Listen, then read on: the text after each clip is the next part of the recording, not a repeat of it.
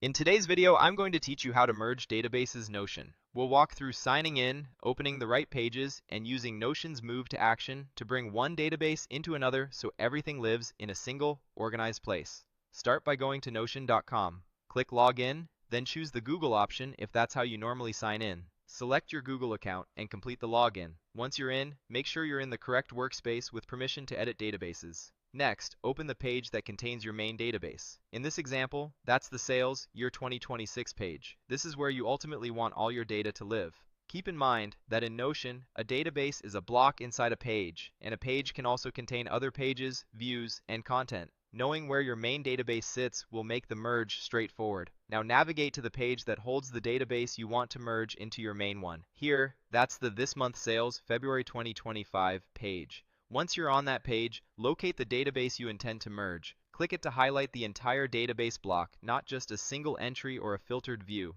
Selecting the whole database ensures you're moving the actual source database, not a single row. With the database highlighted, open its menu by clicking the three dots in the top right corner of the database block. From that menu, choose Move To. This tells Notion you want to relocate this database and combine it where appropriate. In the destination picker, first choose the page that contains your main database, then select the specific database within that page as the target.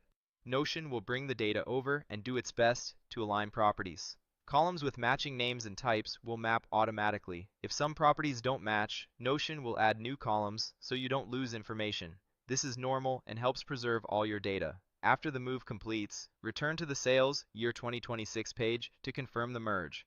You should now see entries from both databases together. This is a good moment to scan for duplicates and check that key properties like dates, amounts, or owners look correct. If needed, you can adjust property names for consistency and tidy up filters or sorts so your views remain clear. That's it. You signed in, opened the source and destination pages, selected the database to merge, used Move To, chose the main page and database, and verified the results, all within Notion's native tools.